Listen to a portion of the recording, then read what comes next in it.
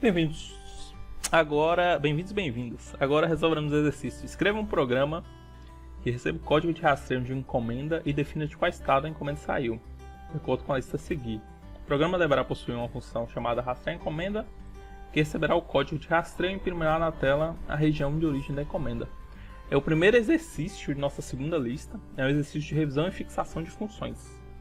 Tanto que para um programa deste modo aqui, não seria necessário criar uma função, mas como o intuito do exercício é realmente revisar e fixar funções, nós vamos criar uma função para isso. Vamos avaliar aqui o que eles dão para a gente. Pede um programa que vai receber um código, então ele vai dar um scanf em algum lugar de um código. Ele pede exatamente, especificamente essa função, então nós vamos implementar essa função. E ele passou uma lista dos códigos, né, o que eles representam. Tá claro aqui que é uma estrutura de seleção múltipla. O que é isso? Eu tenho várias possibilidades de seleção. Aí, ou você pode fazer isso da forma mais adequada com o switch case, né?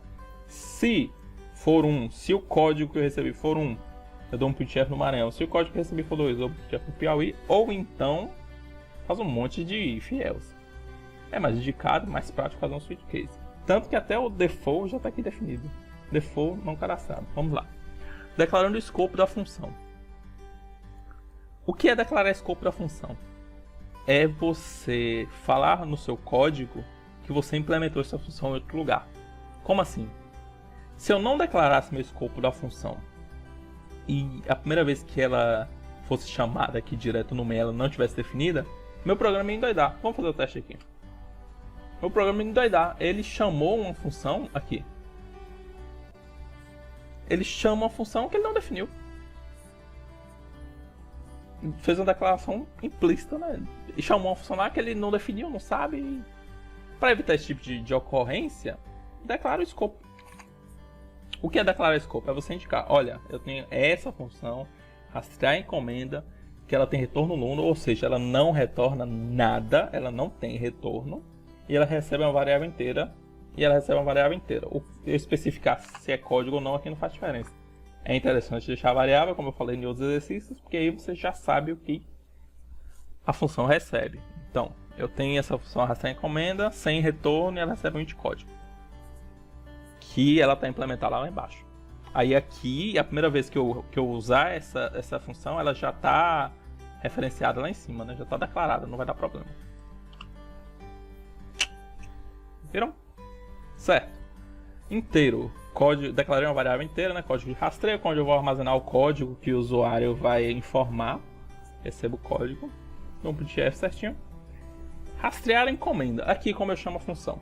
Como essa função que eu criei não tem retorno, o que é? Ela não devolve nada quando você a chama, eu não preciso atribuir nada a ela. Mas se eu tivesse uma função inteira, por exemplo, eu não preciso atribuir ela a nada. Corrigindo. Se eu tivesse uma função inteira, por exemplo, rastrear algo que recebesse o inteiro, código também, aí essa função, diferente da de cima, ela retorna o inteiro. Ela também recebe um argumento inteiro, mas ela retorna o argumento inteiro. Então eu poderia fazer isso aqui, ó. Meu código de rastreio igual a rastrear algo. Código de rastreio. O nome ficou repetido, né? Vamos para outra coisa aqui. Código 2. Não é interessante ficar numerando variáveis assim, não, que se perde rapidinho. Aqui fiz só por preguiça mesmo. Vamos colocar código, rastreamento, nível 1, sei lá. Sempre deixe o nome da variável o mais claro possível. Que aí quando você olhar para aquela variável, você sabe o que ela representa ali, você sabe o que é que ela está armazenando. Como esse código de rastreio. Voltando ao que eu queria explicar. Aqui, como essa função ela vai me retornar o inteiro que eu declarei lá em cima, eu posso atribuir esse inteiro que eu recebi nessa função a outra coisa. Isso daqui é a mesma coisa de eu colocar algo, por exemplo, código de nível 1 igual a 3, igual a 2, por exemplo. 2 é um inteiro, eu estou armazenando 2 em código de rastreamento de nível 1. Aqui da mesma forma, eu estou armazenando o resultado dessa função chamada com este parâmetro, com este argumento, dentro desta variável. Mas, como nossa rastrear encomenda não tem retorno, eu não preciso fazer isso. Outra coisa também, mesmo que ela retorne inteiro ou outro número, você não necessariamente precisa atribuir, tá? Como assim? Essa rastrear algo aqui, eu poderia simplesmente chamar ela dessa forma.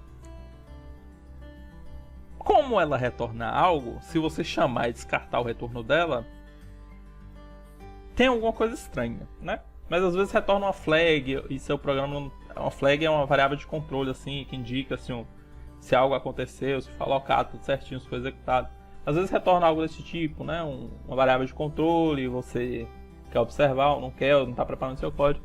Mas quando a função retornar algo e você descartar esse retorno dela, talvez é interessante que você revise o que você fez ali, porque você está descartando informação de retorno da função que provavelmente você não deveria estar descartando.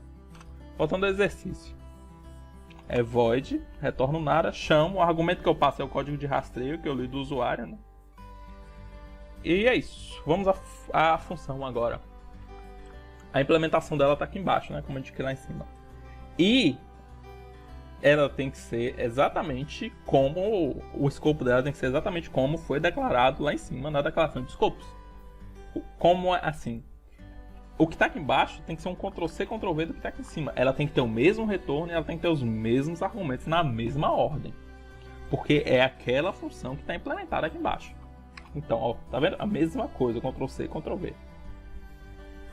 Vamos lá. Switch código. O que é switch? Meu switch, quando eu dou switch numa variável, eu vou fazer várias comparações em cascata. Eu comparo essa variável a 1, ou 2, ou 3, ou 4, ou 5, ou 7, ou 8. Não necessariamente a números, eu poderia fazer case A se fosse um caractere, por exemplo, coisas desse tipo. Mas como no nosso caso é número, é 1. Eu faço... cada case desse é como se fosse um if código igual a 1, por exemplo. É a mesma função. Só que não é muito mais prático, mais organizado fazer um case 1 do que código igual a 1, código igual a 2, ou então if else. Ficaria um mundo de if elses aí que dificultaria, né, a visibilidade do programa, danificaria a visibilidade do programa. Então faço switch, que é isso, uma estrutura de seleção múltipla. Como já é claro de ver aqui no próprio exercício, que é uma estrutura de seleção múltipla. Corrigindo, que uma estrutura de seleção múltipla seria bem mais adequada. Case 5, case 6 e default. Certo, switch 1. Switch código.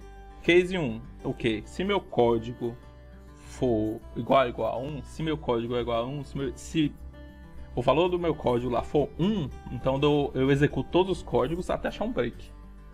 Nesse caso, do printf Maranhão. Se meu código for 2, eu executo printf Piauí e break. O que é esse break? Eu saio do laço que eu tô. Se eu acho esse break aqui, eu saio desse switch, que é o bloco de código que eu tô. Laço não, bloco de código. O primeiro case que eu encontrar, eu saio do switch, independente de onde eu achei ele. Se eu não tiver o break e ele entrar em um desses cases, ele vai executar todos os códigos até achar um break. Como assim? Vamos fazer o seguinte, vamos tirar esse break aqui, ó. Vamos executar esse código. Vou colocar 1. Ele deveria imprimir o quê? Maranhão. Vamos ver o que ele vai imprimir. Maranhão, Piauí. Por quê? Porque ele vai executar todos os códigos até achar o break. Por isso tem que ter o casezinho bem separado. Enquanto que se tivesse o break, ele exibiria só Maranhão, como deveria ser. Então muito cuidado, sempre colocar break depois de todos os códigos que você quer exibir. Mas não é necessariamente um break para um case, assim como aqui embaixo. Como nós já sabemos que ele vai executar todos os códigos até achar o comando break, você pode se beneficiar disso. Case 5, case 6, printf switch break. Ao invés de fazer dois cases aqui, ao invés de fazer dois cases dessa forma, como você sabe que ele vai executar tudo até achar um break, coloca os dois juntos. Independente se ele entrar no 5 ou no 6, como foi o solicitado aqui, ele vai ter que imprimir Sergipe na tela, né? Então coloca os dois, case 5, case 6, printf Sergipe break. Da mesma forma que em Alagoas. Como é 7, 8 e 9, coloca 7, 8 e 9 e vai para Alagoas. Ao invés de fazer um if código igual a 7, Ou código é igual a 8. Ou código é igual a 9. Aí printf Alagoas. Ao invés de fazer isso tudo, 3 cases com break no final. É equivalente. Break e o default, né? O caso contrário lá daquela lista, não cadastrado. Break. Aqui eu encerro meu switch e aqui eu encerro minha função. Como foi declarado no escopo, né? Ela não tem retorno, então você não precisa ter aquele returnzinho que é costumeiro em todas as nossas funções. Não precisa. Como é void, não precisa. Simples, vamos testar então? Vamos imprimir já testamos, né? Vamos testar o 4. O resultado dele tem que ser Bahia. Bahia, perfeito. Testar o 8. Bem no meio daqueles 3 cases lá. O resultado tem que ser Alagoas. Alagoas, perfeito. 5. O resultado tem que ser Sergipe. 5. Sergipe. E agora só testando o default lá, o caso contrário, né? Imprimir um código que não tá lá, 99. A localidade não cadastrada. É isso aí. Espero ter ajudado. O código implementado aqui, o PDF da lista de exercícios, o enunciado da questão, vai estar tudo aí na descrição dos vídeos. Qualquer dúvida, qualquer sugestão, pode deixar um comentário, enviar um e-mail, fique à vontade. E tchau, tchau. Até a próxima.